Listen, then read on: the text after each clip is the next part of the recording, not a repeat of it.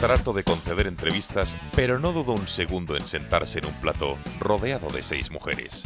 Tiene una atracción fatal por el peligro, directamente proporcional a su facilidad de generar polémica con cualquiera de sus declaraciones, ya sea por sus opiniones y experiencias sobre el sexo, por sus preferencias políticas o por su crítica a la deriva de nuestra sociedad. Defensor de los toros, pasó de ser abortista a un defensor de la vida. Su éxito como escritor se debe en parte a su paso por la cárcel durante el franquismo. Hoy se enfrenta a 6 mujeres sin piedad. Fernando Sánchez Dragó. Dice que para estar como él a los 80 años hay que haber sido durante 80 años Fernando Sánchez Dragó y que eso solo le ha pasado a él. Escritor, periodista, filósofo, viajero incansable, aunque harto de los turistas, todo lo que se pueda decir de él suena tópico. Fernando Sánchez Dragó es hijo póstumo del también periodista Fernando Sánchez Monreal, asesinado en la Guerra Civil. Fernando hijo nació en el madrileño barrio de Salamanca y fue alumno del Colegio del Pilar, por cuyas aulas también pasaron destacados dirigentes como Alfredo Pérez Rubalcaba o José María Aznar. Militante comunista en su juventud, Sánchez Dragó estuvo exiliado y también en la cárcel hasta 5 veces en tiempos del régimen franquista. Con el tiempo fue renegando de esta ideología y actualmente se manifiesta en contra del multiculturalismo, la ideología de género o la globalización y, por supuesto, de la corrección política. Amante de la tauromaquia y de los gatos, dice que lloró más la muerte de su felino Soseki que de su propia madre. Ha sido profesor de lengua, literatura e historia españolas en las universidades de Japón, Senegal, Marruecos y Kenia. Conoce más de 150 países y sus viajes están siempre presentes en su obra. Gárgoris y Avidis, una historia mágica de España, es además de su segundo libro el más conocido probablemente, pero ha publicado más de 30, el último, La canción de Roldán, Crimen y castigo, en 2015. Ha sido merecedor de algunos de los más prestigiosos galardones de las letras, como el Premio Nacional de Ensayo en 1979, precisamente por Gárgoris y Avidis. También tiene una amplia trayectoria en televisión, con diversos programas de libros, el último, Libros con Wasabi, al que dedica en la actualidad, junto a la escritura, que no abandona ni un solo día del año. Padre de 4 hijos, el último de ellos, de casi 5 años, dice que su mejor entrevistado fue el director de cine chileno Alejandro Jodorowsky. ¿Conseguirá convertirse él en el mejor entrevistado de 6 mujeres sin piedad?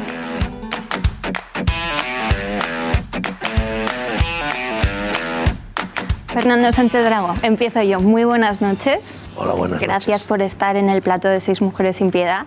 Usted, que siempre se ha rodeado tanto de mujeres, ¿tenía ganas de esta entrevista a 6? Sí, la verdad es que veía hace algún tiempo cuando se emitía ese otro programa, 12 mujeres sin piedad, y siempre decía, ¿por qué no me invitan a mí? Y así que el otro día cuando me llamaron me puse muy contento. Nunca es tarde. Para romper el hielo, ¿con qué pregunta le gustaría empezar? Hombre, eso es asunto vuestro, vamos a ver, yo también soy entrevistador en televisión. ¿Con qué pregunta me gustaría empezar? Ahí me pillas, a mí lo que me gusta es la sorpresa. Entonces, por ejemplo, podrías preguntarme, ¿hay algo que le sorprenda a usted todavía? ¿Hay algo que le sorprenda a usted todavía? Muchas cosas, todas las mañanas. Cuando me levanto y salgo a la calle, hay infinidad de cosas que me sorprenden. ¿Algún ejemplo, algo que le haya sorprendido hoy desde que se ha levantado? Algo que me ha sorprendido hoy desde que me he levantado. Pues es que desde que me he levantado hoy la verdad es que mi vida no ha sido extraordinariamente intensa. Con decirte que he ido al dentista porque me habían sacado una muela hace una semana y tenían que ver cómo iba eso. Pero bueno, sí, te voy a decir algo que siempre me sorprende. Yo creo que el mundo va siempre hacia atrás. Yo creo que todos los cambios son para peor y que por lo tanto pues no es verdad que las ciencias adelanten, que es una barbaridad y que la historia progrese. Pero hay algo en lo que más ha progresado en la historia de la humanidad son los dentistas. Entonces yo cuando voy al dentista me gusta muchísimo y me da rabia y me sorprende, y esta mañana me ha dado rabia y me ha sorprendido una vez más que cuando voy allí quiero quedarme un ratito en esa sala de espera tan limpita, tan bonita, con esas enfermeras o bien dentistas ellas también, tan monas, también tan limpitas, con música de fondo agradable, Vivaldi, cosas así, con periódicos encima de la mesa, y ahora en cambio son puntualísimas. Llego y a los 2 minutos ya estoy sentado en la silla del dentista. Vaya. Pero tú fíjate que yo le he pedido a mi dentista que me regale un sillón de dentista. Siempre he tenido el sueño de estos sillones que tienen muchos brazos, que se levantan, luces por aquí, que tienen agua incluso, son perfectos para un escritor. En uno colocas un diccionario, en otro colocas una botella de whisky, en el otro colocas unos apuntes, en el otro colocas... Es fantástico. Y me lo ha regalado. ahora me lo tengo que llevar a Castilfrío, al pueblo de ese soriano donde vivo. Es como, Ya no le es como preguntaré cómo transportar lo va un a hacer, rinoceronte. desde luego. Si le parece, para conocerle mejor, vamos a iniciar una ronda rápida. Yo no quiero que me conozcáis mejor. A mí me gusta ser misterioso. Sí, pero queremos conocerle un poquito más. ¿Y si os miento? Puede usted hacerlo, no nos vamos a dar cuenta, yo creo. Nunca miento, de verdad. Tú fíjate que la única vez mi madre, que era un ser bondadosísimo, me dio solo 2 bofetones en su vida. Uno, tenía yo 6 años. Uno fue cuando le dije una mentira y otro fue cuando le alcé la mano. Y la verdad es que aquello me impresionó tanto, ver a aquel ser tan bondadoso, tan afable, que me quería tanto, dándome un bofetón, que nunca más he vuelto a decir una mentira y así me va. Y por supuesto nunca he vuelto a alzar la mano a un semejante. Pues vamos a ver si en estas preguntas tampoco nos miente. ¿Qué prefiere? ¿Desayunar en el Palentino, leyendo el periódico y hablando con Castro, o en un maravilloso spa con su mujer? Ah, no, odio los spas. Jamás, en todo caso, con mi mujer no, con otra. Ya que uno va a un spa, por lo menos va con una mujer nueva. No, desayunar en el Palentino. El Palentino es un sitio fantástico. Ahora, tengo que decir que no exactamente para desayunar, porque yo soy muy maniático y, por ejemplo, tengo una verdadera cruzada emprendida contra la leche. La leche es un veneno, entonces es dificilísimo encontrar en España bares donde no te den leche, donde te den soja, avena, almendrina, cosas así. Así que nunca, es muy raro que yo desayune fuera de casa, muy raro. Si le regalasen un viaje con todo incluido, ¿qué destino elegiría? Uno donde no haya turistas, pero es un viaje imposible porque, por desgracia, los turistas lo han invadido todo. De todas maneras, estás hablando con una persona que se ha dedicado a viajar prácticamente desde que echó los dientes. Conozco 110 países. Y cuando digo que conozco, no digo que los haya visitado, digo que me los he pateado y que incluso en muchos de ellos he trabajado, que es la mejor forma de conocer un país. ¿Rubias o morenas? ¿O pelirrojas? Incluso pelirrojas. Rubias, morenas, castañas, pelirrojas, polícromas. Don Fernando, si fuera usted dictador, ¿sería más de pedir uvas a las 3 de la mañana o de un día de mal humor apretar el botón rojo y declarar una guerra? Bueno, vamos a ver, lo segundo es imposible porque yo nunca estoy de mal humor. Es verdad, yo nunca estoy de mal humor, yo siempre estoy contento.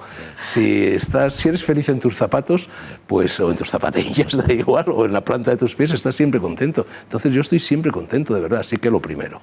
¿Nunca se ha enfadado?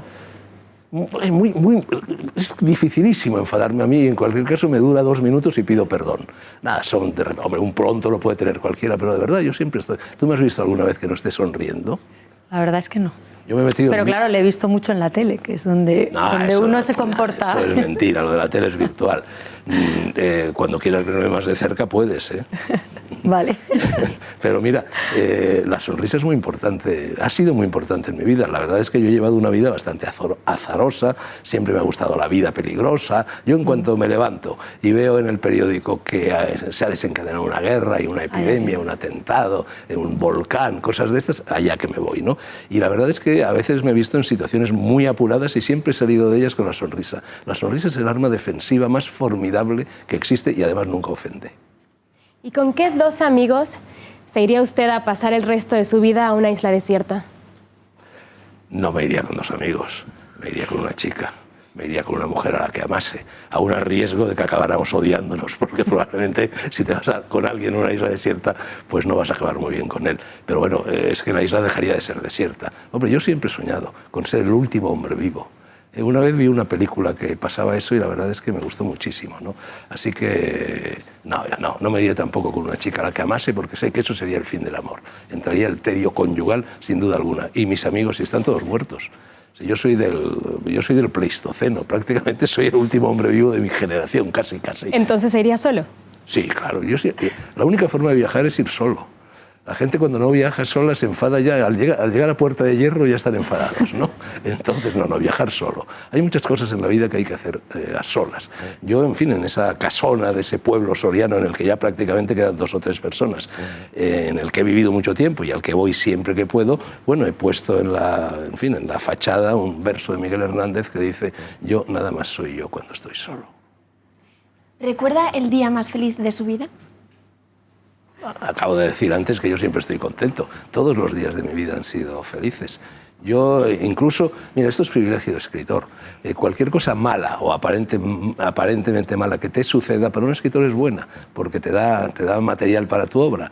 Entonces, y yo creo que una de las maneras más sabias de encarar la existencia es esto de ponerle siempre al mal tiempo buena cara. Yo digo que a mí me gusta hasta coger la gripe. Es decir, si yo te cuento mi vida, bueno, pues aparentemente en mi vida hay episodios, hay secuencias, hay momentos, hay fases en las cuales pues las cosas no iban demasiado bien. Por ejemplo, yo estuve en la época de Franco siempre, y por motivos políticos, 5 veces en la cárcel.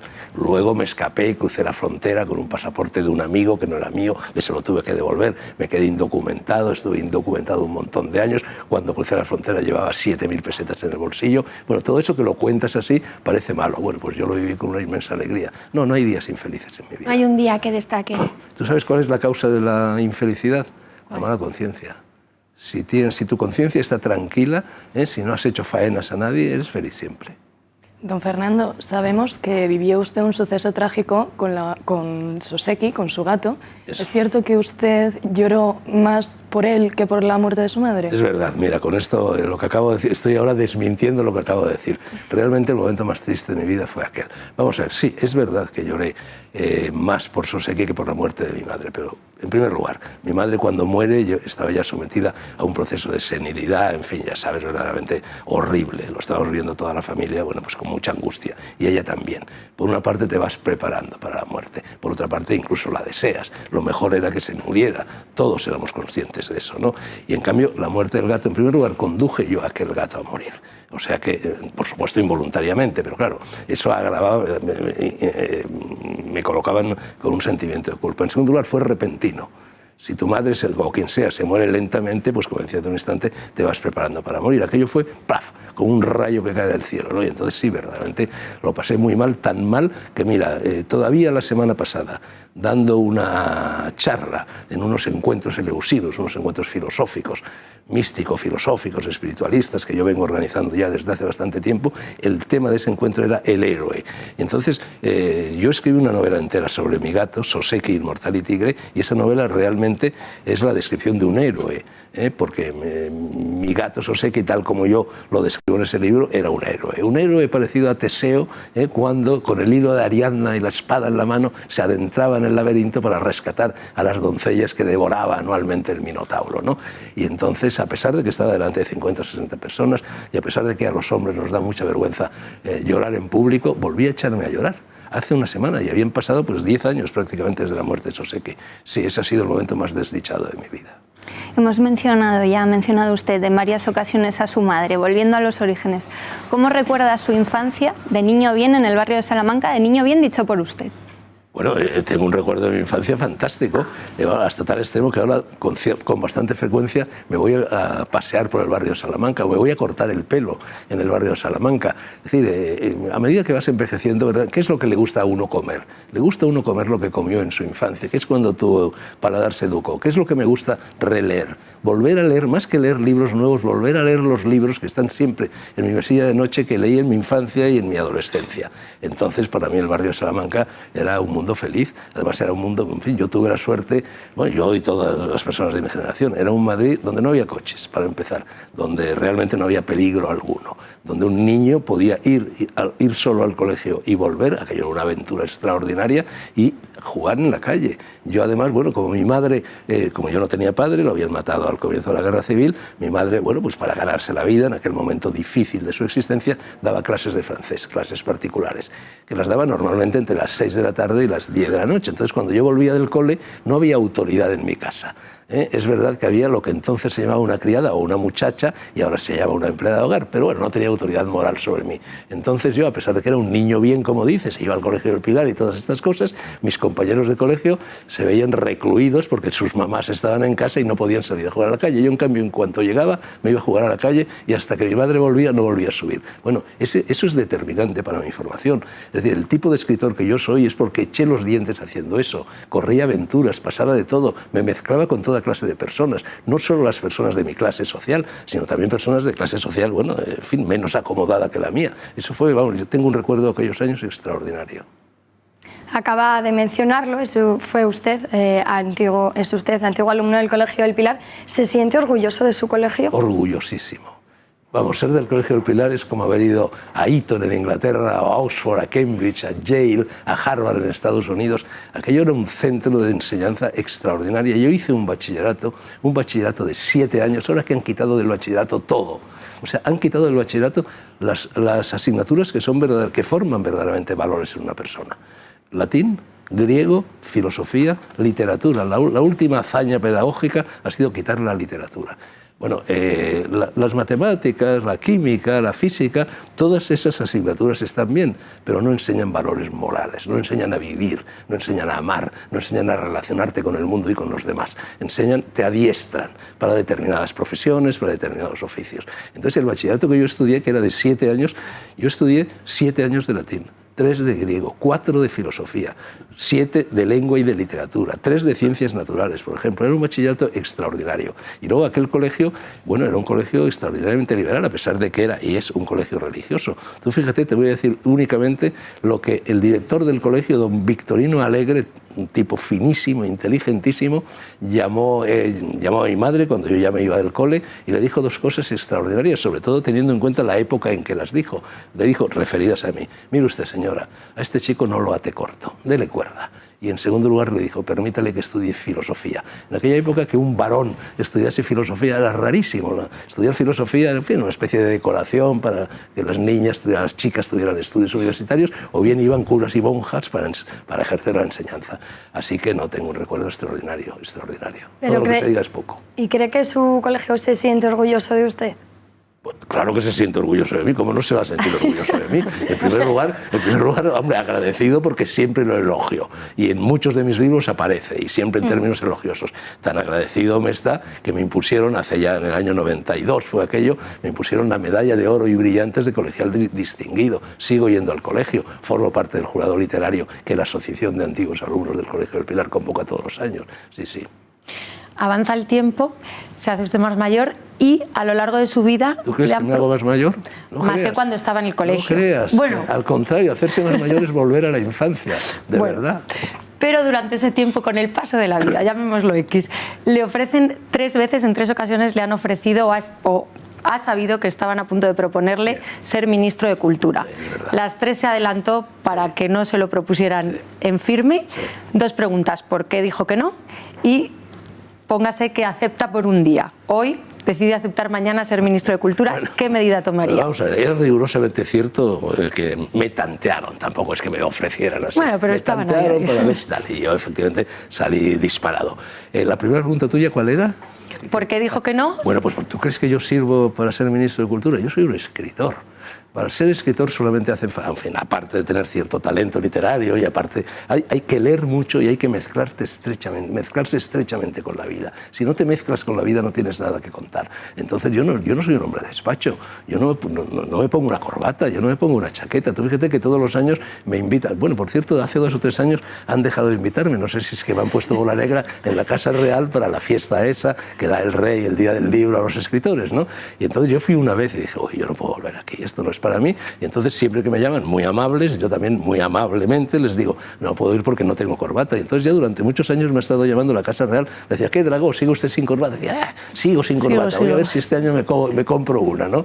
No, yo no sirvo para esas cosas. ¿Y qué hubiera hecho? Bueno, precisamente para quitarme de encima ese toro del Ministerio de Cultura que se me venía encima, dije lo que pensaba hacer. Lo que pensaba hacer era, bueno, cambió un poco según las circunstancias en las que me lo ofrecían, pero era, muy bien, yo voy a trabajar 8 horas al día, exactamente, ni un minuto más, 5 días a la semana, voy a ir a trabajar con pantalones vaqueros y una camiseta, una camisa, un jerseycillo, si estamos en invierno, y me voy a llevar las meninas al comedor de mi casa. Y ya ellos, en fin, se rieron y se... Ahí recularon, ¿no? Y luego ya vi, esto fue la última vez, que es cuando me lo ofreció, me tanteó una vez más Aznar, cuando llegó Aznar, entonces dije, mira, yo sé que no estás loco y que a pesar de que me llegan rumores y rumores y rumores, pues como no estás loco no vas a ofrecerme a mí ese puesto, pero en primer lugar, si me lo haces, me haces un flaco favor, porque seguramente te voy a decir que sí en aquella ocasión, y te voy a decir que sí por curiosidad, porque también para un escritor ser un ratito, un mes o así, ministro de Cultura, hombre, pues está bien, ¿no? Uno quiere ver lo que se cuece ahí en el Consejo de Ministros y estas cosas. Y en segundo lugar, me vas a arruinar la vida, porque yo, como tengo un lío padre, hijos, mujeres, por aquí y por allá, necesito ganar más dinero, que es verdad. Esto puede resultar escandaloso, pero yo necesito ganar más dinero de lo que gana un ministro, y como corrupto no iba a ser, pues tampoco iba a ganar más que lo que fuera mi sueldo escueto. Y entonces le dije, y además ya sabes que lo primero que haré será irme al Banco Azul, disfrazado de saharaui y fumar un porro. Pues enseguida seguimos, pero antes tenemos que hacer una pequeña pausa para la publicidad. Ahora volvemos.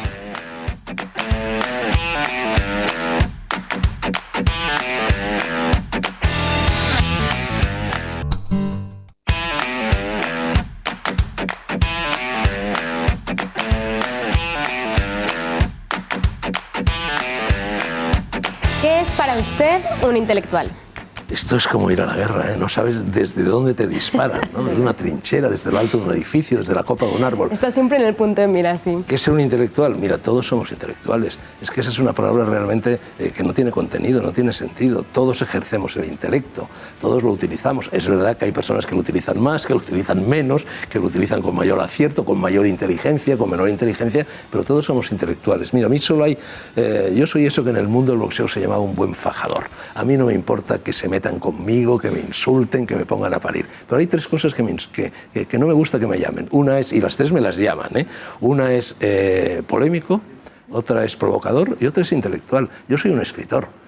Un intelectual, el concepto de intelectual tal como se maneja ahora es algo relativamente reciente que surge a finales del siglo XIX, cuando el novelista Zola, o si lo decimos a la francesa, Zola, escribe un famoso artículo en un periódico de París que se llama Yo acuso, acusando lo que estaba sucediendo con el Affaire Dreyfus. Probablemente vosotras no sabréis lo que es el Affaire Dreyfus, porque seguro que sois chicas de la LOCSE y estas cosas que ya no os enseña nada, como decía antes, no os enseña historia. Pero bueno, en fin, fue un lío político de la época muy clamoroso. Y entonces ahí surgió el tipo de escritor, como lo era Zola, que mete las narices en todas partes y que se dedica a echar el sermón a los políticos, a los unos, a los otros. Esto debe ser así, esto no debe ser. Es un salvapatrias, los que pretenden arreglar el mundo. Yo no pretendo arreglar el mundo, yo pretendo cultivar mi huerto y nada más. Entonces, ¿qué piensa cuando ve a toda esta gente que se dedica a firmar manifiestos que se llaman a ellos mismos intelectuales y que al final pues, son un grupo normalmente de actores que no es que ya no sepan actuar, es que ni siquiera a veces saben hablar? Pienso, efectivamente no saben hablar, balan. Pienso en rebaños de borregos, automáticamente. Yo no firmo manifiestos ni voy a manifestaciones. Usted contó que antes de publicar su libro Esos días azules, su editora, después de leerlo, le sugirió que quitase y que eliminara algunas frases. Sí. ¿Podría desvelarnos alguna? Bueno, no me acuerdo muy bien porque aquello fue en el año 2010 y desde entonces he publicado bastantes libros más porque yo me paso el día escribiendo. Yo escribo, de verdad, esto parece una farolada, no lo es. Y quienes viven conmigo saben que no lo es. Yo escribo 10 o 12 horas al día, escribo o leo, en fin, tareas conducentes a la literatura 365 días al año. Porque yo no me tomo un día de vacación jamás. Yo no sé qué es eso, yo no entiendo. Es esto que dicen ahora desconectar. Yo no quiero desconectar, yo quiero estar conectado permanentemente con el universo entero. Entonces, bueno, me imagino que eran cosas pues de carácter erótico, sin duda alguna, porque es que ese libro, a pesar de que son memorias de infancia y adolescencia, hombre, con muchas calas y catas en lo posterior, se va mezclando todo un poco, pero fundamentalmente es un libro que transcurre desde que yo nazco hasta que entro en la universidad, pues prácticamente el mismo día en que cumplo 17 años, ¿no? Entonces, a pesar de que son, bueno, los periodos, digamos, en teoría, menos eróticos de la vida de un hombre, no es verdad, los niños son muy eróticos y los adolescentes ni te cuento, pero es un libro que está cargado de sexo, eso es verdad. ¿Por qué está cargado de sexo? Porque toda mi vida ha estado cargada de sexo. El sexo es algo, el sexo forma parte de la naturaleza, todos traemos el sexo encima, aunque hay mucha persona asexuada también, igual que hay muchas personas a las cuales no les importa comer bien o comer mal, ¿no? Entonces yo desde que soy pequeñito el sexo me ha acompañado y entonces desde pequeñito ya decidí hacer las paces con el sexo, en lugar de oponerme a él, en lugar de morderme los puños, en lugar de desesperarme, de tener sentimientos de culpa y estas cosas, bueno, decidí llevar una vida sexual placentera. Desde ese punto de vista, pues claro, mi manera de exponer todo aquello y sobre todo de exponerlo cuando yo era niño, cuando yo era adolescente y cuando pues me iniciaban sexualmente, esto ahora es políticamente muy incorrecto, pero todas las personas de mi generación fuimos sexualmente iniciados por lo que entonces se llamaba criadas. Palabra, por cierto, hermosísima, que la corrección política proscribe. En cambio, empleada de hogar, eso parece como si fuera funcionario de administración de primera clase. Una criada es alguien que se ha criado en casa, que forma parte de la familia, que por lo tanto recibe afecto, ¿no? Bueno, en cualquier caso, eran las criadas maravillosas personas, hadas madrinas de mi infancia, las que me iniciaron por los caminos del sexo. Pues supongo que ese tirón de orejas de mi editora tendría que ver con aquello. ¿Y aceptó que le quitara las frases? No, mira, a mí me gusta mucho yo lo único que soy es escritor, yo toda mi vida he sido escritor. De hecho, ese libro empieza cuando yo aprendo a leer a los 3 años, siempre leía ya muy bien entonces, mi mamá estaba muy orgullosa de lo bien que leía el nene y cuando venía una visita, pues me sacaba para que leyera algo. Entonces vino una señora que me turbó sexualmente, una señora de opulento pecho, con un escote generoso, yo tenía 3, 4 añitos, me sacaron, leí un trozo de un libro, me fui y luego ya cuando la señora se despedida de casa, me llamaron para que me despidiera de ella. Y la señora me preguntó, ¿qué vas a ser de mayor? Y yo le dije, yo voy a ser escritor. Y desde entonces todo lo que yo he sido es ser escritor y nada más que eso. No soy ninguna otra cosa. Entonces, hay una definición, ¿qué es la literatura? Hay una definición de María Zambrano, filósofa, premio Cervantes, etcétera, que a mí me gusta muchísimo y que define perfectamente lo que es la literatura. Y es, hay cosas, decía, que no se pueden decir. Pero precisamente esas cosas que no se pueden decir son las que tiene que decir el escritor. Entonces yo no puedo consentir que me quiten una sola frase ni una sola coma. Don Fernando, sabemos, y ha mencionado usted antes, que estuvo en la cárcel. ¿Cómo vivió esa experiencia? ¿Era tan traumática como algunos contaban? Y de hecho, se llegó incluso a casar usted allí. Sí, mi primer matrimonio. Pues no fue nada traumática. Yo lo recuerdo también con inmensa alegría e inmenso gozo. Era divertidísimo ir a la cárcel. Yo quería correr aventuras. La única aventura que yo podía correr era aquella. A mí me hubiera gustado mucho más que meterme en las guerras antifranquistas, en la oposición. Me hubiera gustado mucho más, no sé, irme al Kilimanjaro, como decía Hemingway. Pero yo era un niñito de buena familia del barrio Salamanca, de la España franquista, no podía irme al Kilimanjaro y entonces me metí en política. Entonces, para mí ir a la cárcel era correr una gran aventura. Y además, en aquella época, mis compañeros de entonces, los que siguen vivos, con los cuales me llevo muy bien, porque hemos mantenido todos la amistad, el espíritu de aquella época, pero se enfadan conmigo cuando yo digo que era fantástico ir a la cárcel. Por lo pronto, las cárceles entonces eran como un colegio mayor. Estaban limpias, ordenadas, te ibas a dormir a tus horas, hacías deporte, conocías gente interesantísima, los presos comunes, con los cuales yo nunca habría podido conocerlos si no hubiera ido a la cárcel. Encima eras un héroe, te sentías heroico. Encima, por ejemplo, mi madre venía todos los días a casa y me traía comida calentita, ¿no? Y encima salías a la calle, volvías a la universidad y eras un héroe y las chicas se te rifaban. Entonces era fantástico, de verdad. Hablemos un poco del mundo, o del orden mundial más bien. Yo le digo unos nombres y me da una breve valoración de cada uno. Bueno, me temo que te voy a dar valoraciones muy bajas, pero en fin, dale. Breves. Sí. Marine Le Pen. La mejor política europea. Bashar al-Assad. Un gobernante juicioso que está siendo demonizado y que es el único valladar junto a Putin que queda pues para impedir que el ISIS y el yihadismo y el terrorista, en fin, de origen yihadista, etcétera, nos inunde. Era el siguiente, Vladimir Putin.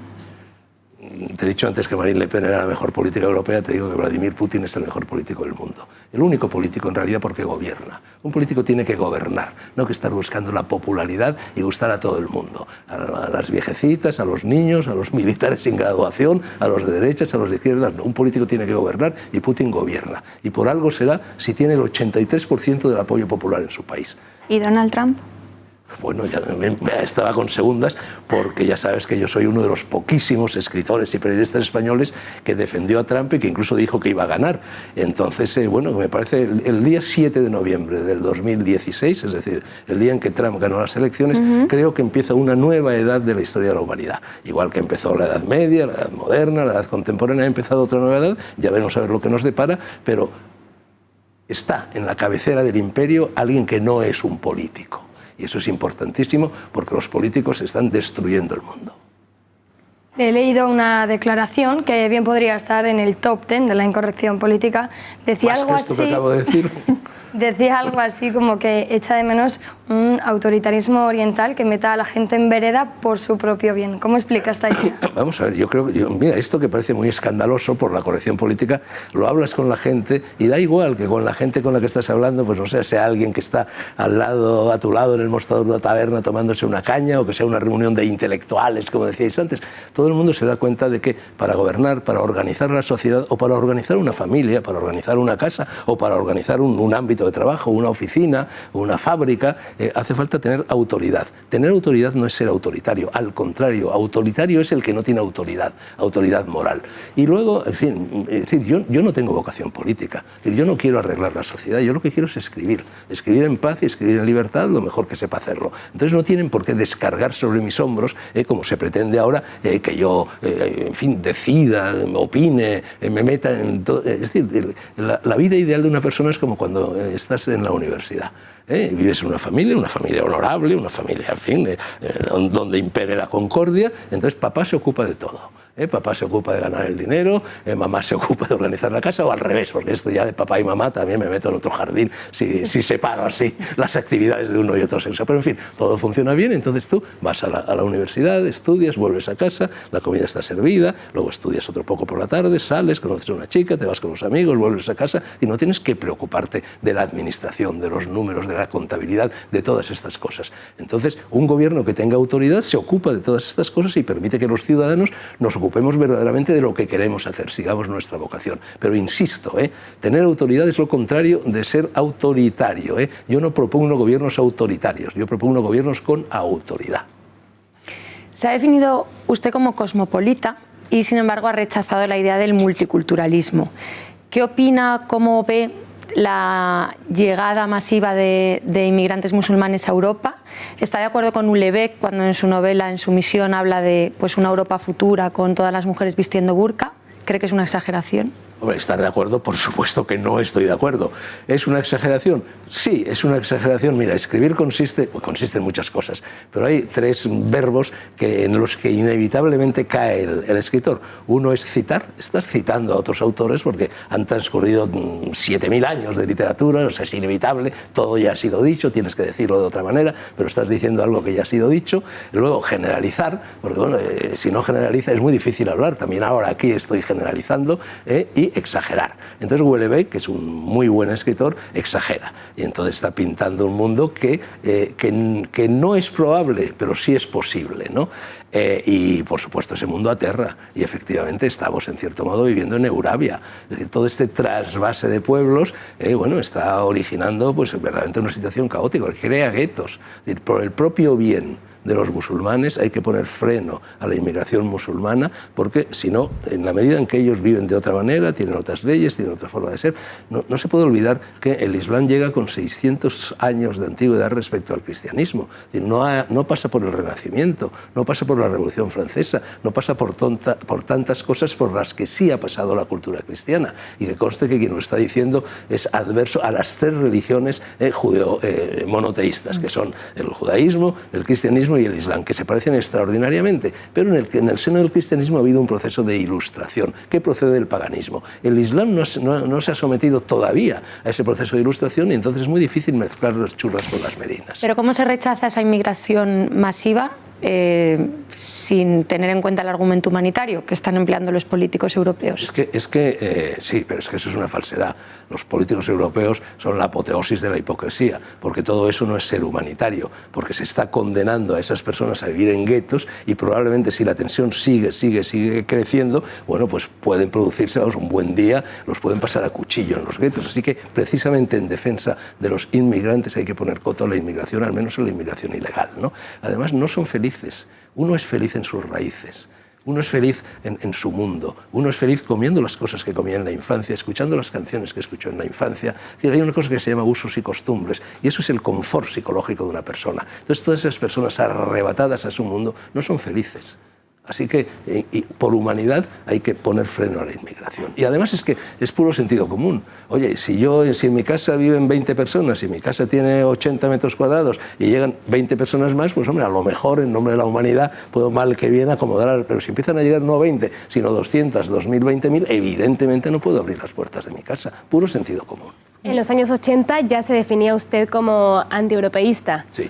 En ese momento en España serían 2, 3 los que compartían esta manera de pensar. Ahora son muchísimo más. No lo creas. Tú fíjate, ¿Eran más de los que yo pensabas? el día que entramos en la Unión Europea, que además era, bueno, el día siguiente era 1 de enero, ¿no? Era cuando el pacto se había firmado. Ese día, noche de San Silvestre, noche vieja y tal, hombre, yo estaba un poco, en fin, había tomado copas y esas cosas que se hacen esa noche. Entonces envié un telegrama al Ministerio de Justicia pidiéndole el estatuto de apátrida ante el delito de alta traición cometido, habiéndonos metido en Europa sin consultar a la gente además, porque solo tenían que haber como mínimo haber organizado un referéndum o algo así.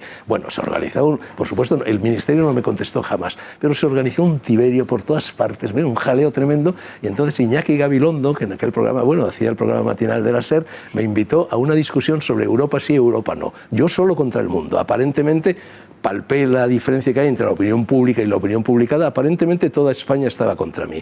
Estaba yo, estaba Iñaki Gabilondo y había 4 o 5 personas, todos ellos europeístas acérrimos. Unos de derechas, otros de izquierdas, unos catalanes, otros madrileños, lo que fuera. Bueno, después de 1 hora de discusión, había entonces en la SER una cosa que se llamaba el sermómetro, que era un instrumento por el cual se medía se hacía una encuesta entre los oyentes, ¿no? Que decían quién había ganado en el debate. Gané yo. Frente a todos. Todas las regiones de España votaron en contra de Europa en aquel momento, menos Cataluña por los pelos y menos Castilla la Vieja también por los pelos. Todas las demás regiones, todas las demás comunidades estaban contra Europa. Y entonces, ¿cómo cree? Se han lavado el cerebro, claro. ¿Y cómo cree que por ejemplo, la reciente victoria de Macron, cómo amenaza esta victoria a la tendencia antieuropeísta?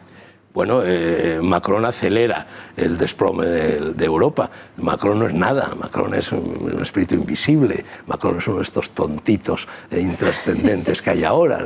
¿Quién es Macron? ¿Qué ideas tiene? Es un pastelero, es una especie...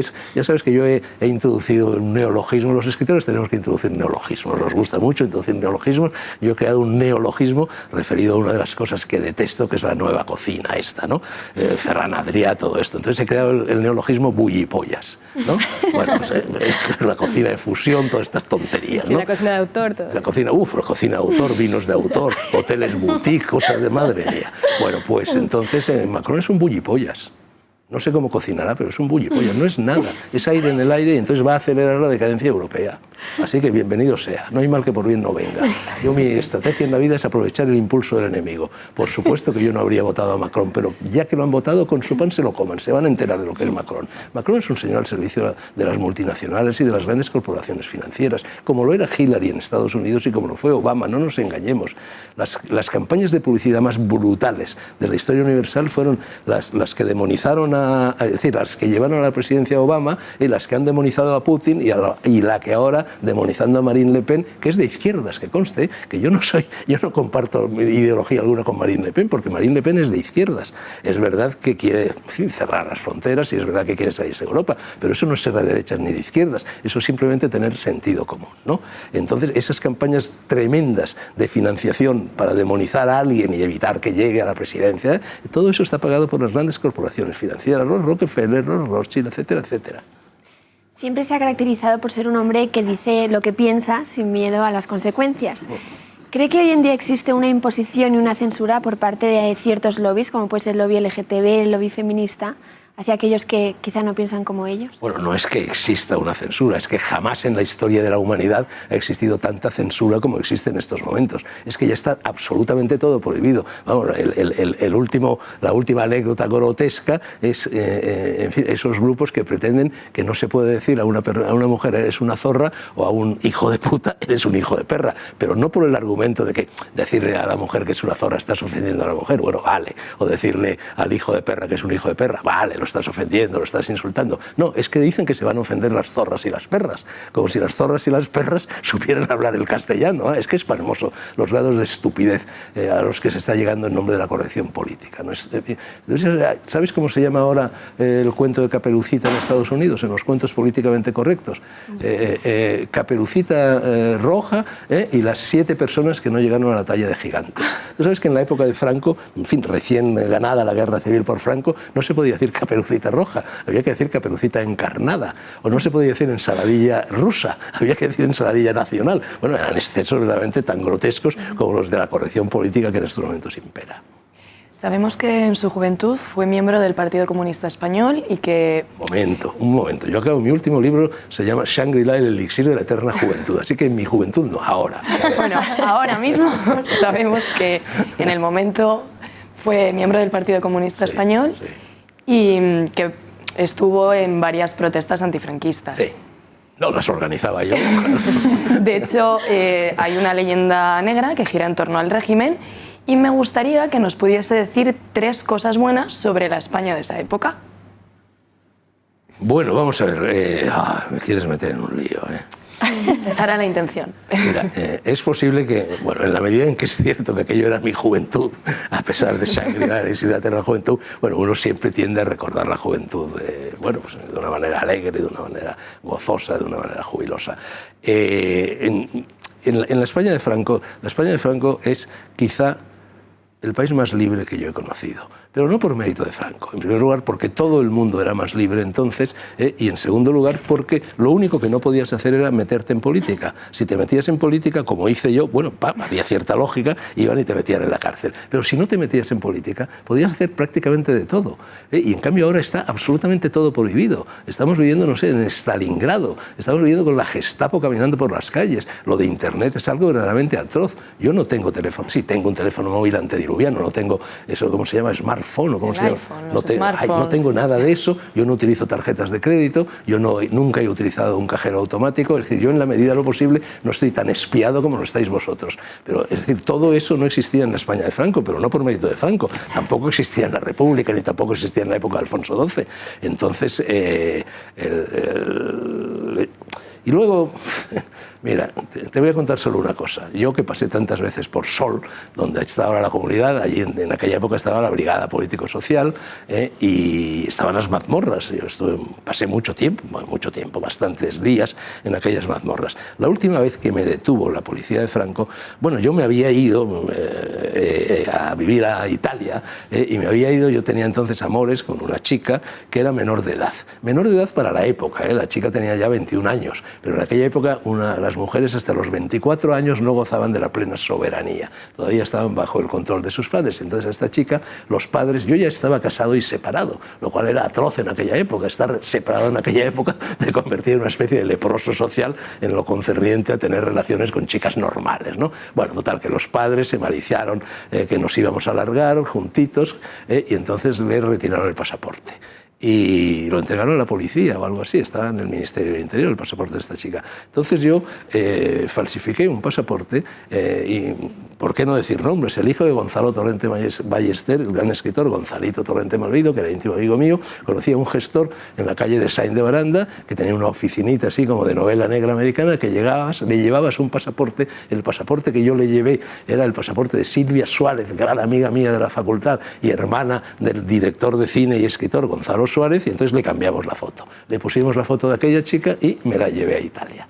Bueno, allí en Italia fundé, en compañía de Ángel Sánchez Gijón, el padre de Aitana Sánchez Gijón, gran amigo mío, ya murió desgraciadamente, fundamos una cosa que se llamaba Alianza Democrática Popular Española, un grupo político antifascista, antifranquista, todo esto, y volvimos a España a pasar el verano. Y nos detuvieron a todos. Una redada tremenda. Entonces, en el interrogatorio, la policía tenía el pasaporte de aquella chica. La policía sabía que yo me había ido con pasaporte falso, y en el interrogatorio me dijo: mira, Fernando, podemos procesarte, bueno, esto es un delito confeso, esto es falsificación de documento público, delito grave, etcétera y tal, pero esto es un lío de faldas y nosotros en líos de faldas no nos metemos. Y me devolvió el pasaporte. Bueno, pues pasaban cosas así, ahora ya no pasan. Enseguida le hago la siguiente pregunta, pero antes hacemos una breve pausa.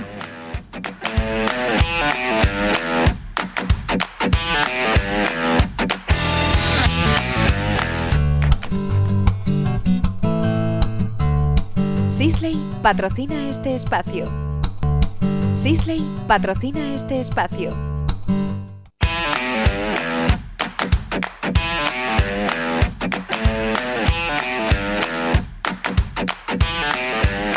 Pues antes de esta interrupción, yo quería preguntarle por el aborto. Usted ahora es casi un activista, podríamos decir. Un momento, porque antes quiero añadir algo, si me lo permites, claro, a lo que tu compañera me preguntó. Me pedías 3 cosas de la época de Franco mejores, de las que suelen decirse. Bueno, te voy a decir otras 2. importantísimas, más importantes todavía que la que te dije. No había turistas. Y segunda, no había internet. Voy contigo. Casi un activista contra el aborto a día de hoy. No siempre fue así. Ha contado alguna vez que en el embarazo de una de sus hijas, si no hubiese estado tan aislado en Taiwán, se lo podría haber planteado. ¿Esto no es muy duro para sus hijos oírlo, aunque sea para concienciar? No, no es muy duro, tal como yo lo expongo, no. Es decir, yo en aquella época era un progre. No solo era un progre, sino que era el progre más progre de todos los progres. Prácticamente fui uno de los que empezó con la progresía, te estoy hablando de mediados de los 50. Entonces, en aquella época creíamos que esto de abortar era, vamos, que era incluso recomendable. Yo recuerdo que alguien me dijo en aquella época, cuando yo era nada, un chaval imberbe, que abortar era buenísimo para la mujer, que era como cepillarse los dientes. Bueno, ese tipo de monstruosidades. Vivíamos inmersos en ese mundo y entonces, efectivamente, para nosotros abortar no veíamos el reverso inmoral que tiene ese asunto. Y luego, hombre, poco a poco vas evolucionando. Hombre, yo cuando mi mujer, Caterina, italiana, se quedó embarazada de mi hija Ayanta, nosotros habíamos ya hecho dos abortos con anterioridad, siempre con Caterina, uno en el Madrid de Franco, y otro, no, los dos en el Madrid de Franco. Que además el médico que lo hizo era un médico que vivía cerca de la Plaza Manuel Becerra, lo hacía clandestinamente, naturalmente, nos dijo, era un hombre honrado, digamos, a su manera, nos dijo, mira, sois muy jóvenes, la primera vez que fuimos, dentro de 3 meses vais a estar aquí otra vez. Y efectivamente tenía razón, 3 meses después estábamos ahí otra vez. Bueno, quiero decir que en aquel momento, cuando Caterina se queda embarazada de Ayanta en Taiwán, y en Taiwán de los años 60, del año 68, imagínate, abortar en España pues era hacedero si querías abortar en Italia era hacedero, abortar en Taiwán, en chino, era algo que verdaderamente nos superaba. Entonces decidimos tener el hijo, y gracias a Dios que lo decidimos, porque Ayanta, que es la niña que nació de aquel embarazo, verdaderamente es una de las bendiciones de mi vida. Pero es verdad, lo hubiéramos hecho, no nos habría temblado el pulso. Cuando cambió de opinión no dijo, madre mía, qué barbaridad he hecho. Sí, claro, y lo he dicho, y lo he escrito, y lo sigo diciendo. Yo digo que el peor de los delitos posibles es el aborto, porque es el que implica a un inocente. Es decir, es un acto de terrorismo puro. ¿Qué es el terrorismo? El terrorismo no es disparar contra otra persona en una guerra. Eso es una guerra y ya se sabe que de una trinchera a otra se cruzan disparos. Terrorismo consiste en implicar en un atentado, en lo que sea, a alguien que pasa por la calle, no sé, a un señor que ha ido a comprar Coca-Cola al Corte Inglés y que en ese momento, patapam. Eso es el terrorismo, que muere un inocente, que no tiene nada que ver con el argumento que está empujando a los terroristas a perpetrar ese delito. Entonces, eso es lo que se hace en el aborto. El niño no tiene absolutamente nada que ver con los problemas que haya, con los problemas económicos que puedan tener, con los problemas de desencuentro conyugal que puedan tener el padre y la madre. Entonces hay que respetar la vida de ese niño. Entonces lo que está detrás de esto es cuándo empieza la vida. Claro, es que aquí utilizan la falacia de que un embrión o un feto no tiene vida hasta un determinado momento. Bueno, eso es falso. En la India, por ejemplo, y así empieza mi libro, mis memorias, esos días azules, en la India se considera, se cuenta, se computa la edad cuando se produce el embarazo. De tal manera que yo y todas vosotras tenéis en estos momentos 9 meses más de lo que dice el registro civil. Entonces, en el momento en que llegas a la convicción de que la vida es un proceso, algo que está en marcha, desde el mismo momento en que un espermatozoo fecunda un óvulo, evidentemente estamos ante un asesinato, vamos, de dimensiones espantosas, ¿no? Volviendo al y luego, además, esto de que la mujer decide sobre su cuerpo. Es que no es su cuerpo. Está decidiendo sobre el cuerpo de otra persona, que es el niño. La mujer es un simple vehículo. Decir que justificar el aborto diciendo que la mujer está decidiendo sobre su cuerpo es como si estalla una bomba en un autobús y el conductor te dice, no, es que el autobús lo conduzco yo y por lo tanto tengo derecho a hacer con el autobús lo que me venga en gana. Pues no, señor, no tiene derecho. Ahora sí. Vosotros lo que queréis es que convertirme en trending topic por supuesto. Volviendo al franquismo, ¿a usted qué le parece que quieran exhumar a Franco? ¿No has leído mi última columna? Pues Tengo que no. Hace nada, apareció el domingo pasado en El Mundo, El Lobo Feroz, se llama Ladrones de Tumbas, y con eso está dicho todo. Me parece un acto de magia negra, me parece un acto de vudú, de macumba, me parece un sacrilegio, me parece una profanación y además me parece una soberana estupidez con lo único que han conseguido es, en cierto modo, sacar a Franco de su tumba, pero no su cuerpo, sino sacar su memoria, sacar su recuerdo, y ahora está todo el mundo alborotado y hay mucha gente, efectivamente, porque Franco es una persona discutida. Es verdad que hay media España que en fin, que piensa muy mal de Franco, pero es verdad que hay otra media que no piensa nada mal de Franco, y además, es decir, para hablar de Franco, para tener autoridad, ya que antes hablábamos de tener autoridad, hay que haberlo vivido. Y entonces todas las personas que en estos momentos tienen menos de 40 o de 50 años no han vivido el franquismo, entonces están hablando de lo que les están contando. Y ya sabemos que la historia está siendo falsificada en todas las comunidades, pues en fin, en función de la ideología imperante en cada comunidad, del partido que mande allí. Así que me parece fatal, me parece una estupidez. Es decir, ¿han sacado la tumba de Lenin? Es decir, ¿han sacado la momia de Lenin del Kremlin? No, allí sigue, y eso que Lenin fue un asesino que generó cientos de millones de personas. ¿Han sacado la tumba de Mao Zedong de su mausoleo? No, allí sigue. ¿Han sacado la tumba de Ho Chi Minh de su mausoleo en Hanoi? No, allí sigue. ¿Han sacado la tumba de Ataturk en Ankara? No, allí sigue. Y era un borrachín que se cargó la cultura otomana. Pero hay que respetar a los muertos. Una cultura que no respeta a los muertos está tocando fondo. Le decía antes a María, hablando del aborto, decía, es que yo antes era un progre, o en ese momento era un progre. A lo largo de su vida ha pasado de un pensamiento de izquierdas a liberalismo económico, de cierto comunismo al liberalismo, de ahí al conservadurismo, no sé si ahora mismo se define como reaccionario. ¿Cómo ha sido su evolución política, de pensamiento político, y en qué momento está ahora? ¿Cómo se describiría? Bueno, por lo pronto, ni yo fui de izquierdas, ni soy ahora esas cosas que tú dices. Yo no tengo ningún Bueno, quien ismo. le escuche hablar puede pensarlo. Pero eso son etiquetas que te ponen por eso, los demás. ¿cómo se define Yo soy usted? una persona libre que en todo momento he actuado con libertad y he pensado con libertad. Y en algunos momentos mi pensamiento puede coincidir con cosas que diga la izquierda, con cosas que diga la derecha, con cosas que digan los conservadores, con cosas que digan los liberales, y eso vale para cuando tenía 20 años y vale exactamente igual para ahora. Yo no tengo ideología, yo no tengo ismo alguno, yo procuro tener ideas. Las ideologías es lo contrario de las ideas. Las ideologías son el corsé de las ideas, ¿no? Entonces, simplemente procuro. ¿Sabes cuál es mi ideología? La ideología del sentido común. Y, por supuesto, en todo momento la ideología de la libertad. Yo nunca fui de izquierdas. Yo era antifranquista, ya lo he explicado, porque quería correr aventuras. Y en el 2016 dio su apoyo a Vox. ¿Ahora mismo volvería a hacer lo mismo? Sí, pero publiqué un artículo entonces que se llamaba Vox sin voto, ¿no? Jugando con lo de voz y voto. Hombre, mira, en España hay un solo pensamiento político. España es un país de partido único. Todos los partidos políticos españoles son socialdemócratas. Y yo detesto la socialdemocracia, porque lo que yo defiendo frente a la socialdemocracia es el estado de la responsabilidad. Cada uno es hijo de sus obras y tiene que resolver sus propios problemas sin que venga el papá Estado a quitarte los granos que te han salido en la punta de la nariz porque has comido demasiado chocolate. Pues no comas demasiado chocolate, ¿no? Entonces, frente a la socialdemocracia, hasta los de Podemos son socialdemócratas, por supuesto lo es el PP, por supuesto lo es el Partido Socialista, todos son socialdemócratas. La ideología de la Unión Europea es la socialdemocracia.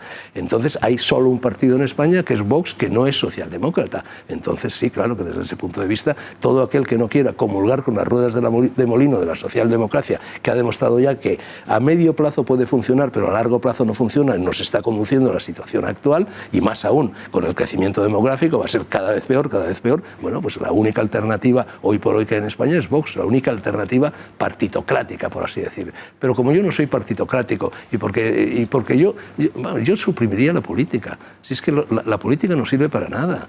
Los políticos son personas que se inventan problemas y nos convencen de que para resolver esos problemas que ellos mismos se han inventado tenemos que acudir a ellos. Bueno, pues yo no acepto ese cuello de botella.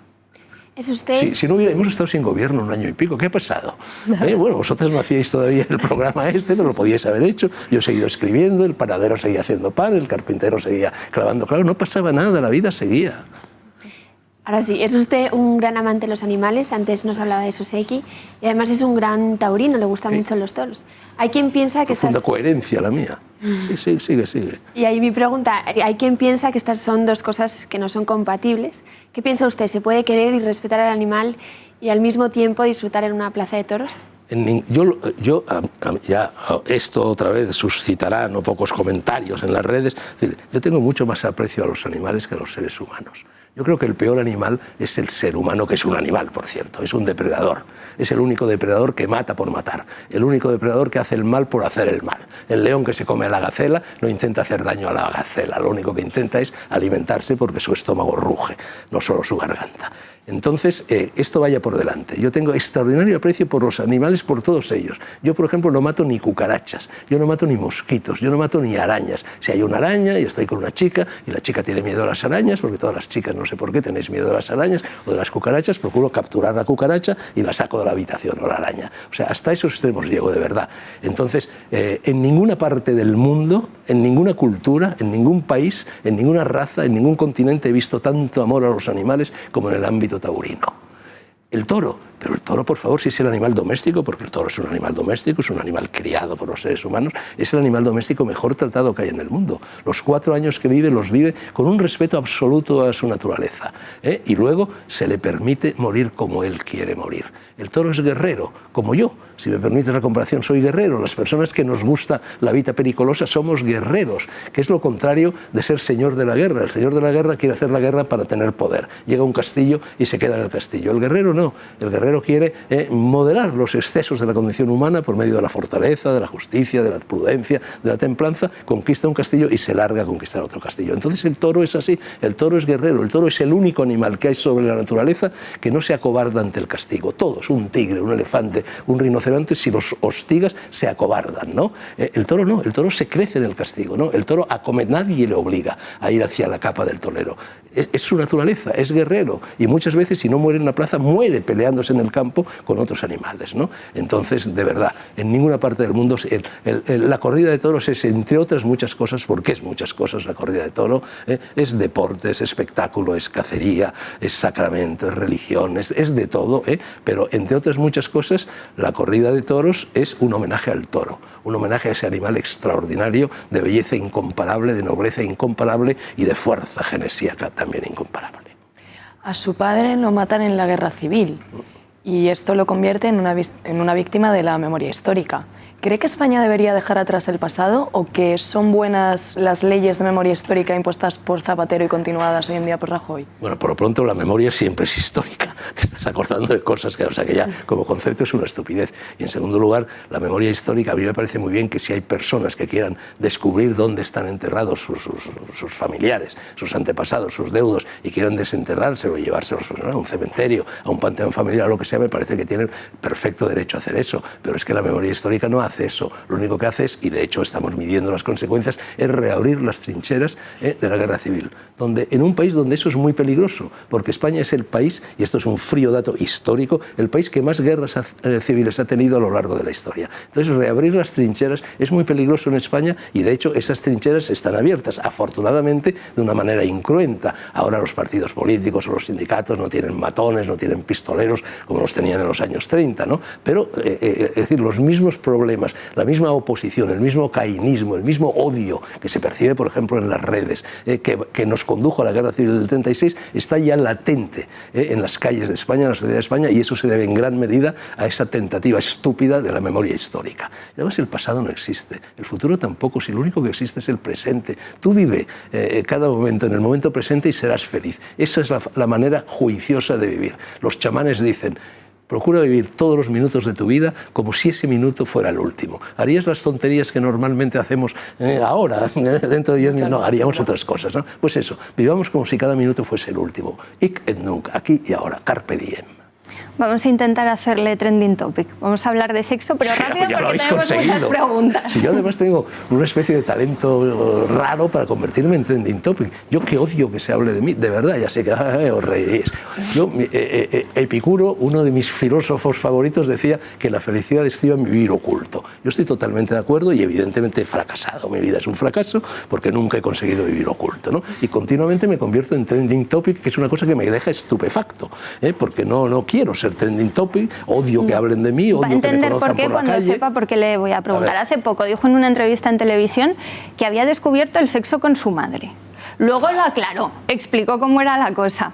Pero si a usted no le gusta provocar, entonces en ese momento quiso espantar al entrevistador. Yo no quise nada, yo en primer lugar lo expliqué. Lo que pasa, no puedes sacar las cosas de su contexto. Yo no descubrí un sexo práctico, un sexo, yo no hice, jamás tuve el más mínimo contacto sexual con mi madre. Yo lo único que dije, para explicar mi fetichismo por las medias, porque es verdad, para mí las medias, bueno, yo soy un fetichista de las medias hasta el extremo, y lo he contado en muchas ocasiones, que yo cuando hago la maleta meto 2 pares de medias en medias, en los panties. Detesto los panties. De la misma manera que detesto los pantalones. Yo cuando conozco a una chica, y la chica y yo, en fin, ligamos, vamos y tal, lo primero que le digo es, mira, no te vuelvas a poner pantalones, por favor. Y siempre lo hacen, ¿eh?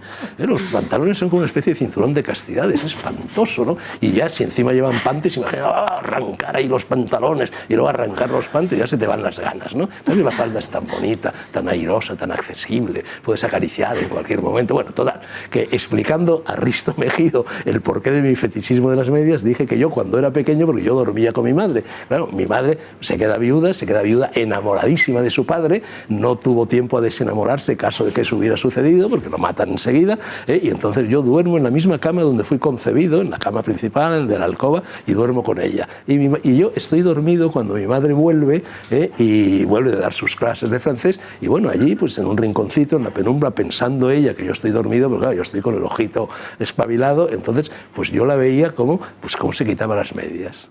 Y bueno, claro, esa es una imagen que me marcó. Entonces, a eso me refiero yo cuando digo que descubrí el sexo con mi madre. Pero todas las personas descubren el sexo porque viven en familia y descubren el sexo con su madre, con su padre, con sus hermanos o con sus primas. Todos hemos tenido sexo con las primas, ¿no? ¿Tú no? No, a lo mejor con los primos. ¿No? Bueno, pues porque ahora ya no hay primos. Antes las familias eran familias arborescentes, ramificadas, donde todo el mundo vivía junto. Bueno, eso es un clásico. Yo, por ejemplo, la primera mujer a la que yo metí mano era mi prima Lourdes. Que además no voy a añadir el apellido. No se enfada, se ríe, pero dice que no es verdad. Claro, ella piensa que no es verdad porque la pobre yo tenía 6 o 7 añitos y ella tenía 3 o 4 y jugábamos a las tinieblas, a la gallina ciega, lo típico entre niños, y yo me demoraba intentando averiguar quién era, palpando. Así, es verdad, es la primera persona del otro sexo a la cual yo metí mano, es verdad. Bueno, pues porque eso tiene que mover a escándalo, es normal. Todo el mundo tiene las primeras, eso lo sabemos desde la tragedia griega, lo sabemos desde la Biblia. Las primeras no experiencias, sino la primera conciencia de la sexualidad donde se tiene conciencia, la primera conciencia de todo lo demás, que es en el ámbito de la familia o en el ámbito de la escuela. ¿Acaso los niños y niñas ahora, cuando están mezclados en las escuelas, no tienen experiencias sexuales? Vaya si las tienen. Pues nos hemos quedado sin tiempo, justo cuando habíamos llegado aquí. Le tendremos que pedir que vuelva otro día y seguir donde lo hemos dejado. Encantado. Pues Fernando Sánchez Dragó, muchísimas gracias por haber estado aquí en el plato de 6 mujeres. Trending topic, si queréis digo algo para ser trending topic. La verdad es que he estado encantado. ¿Sabéis cómo me sentía aquí? Me sentía como si fuera un sultán en un harén. Pues muchísimas gracias.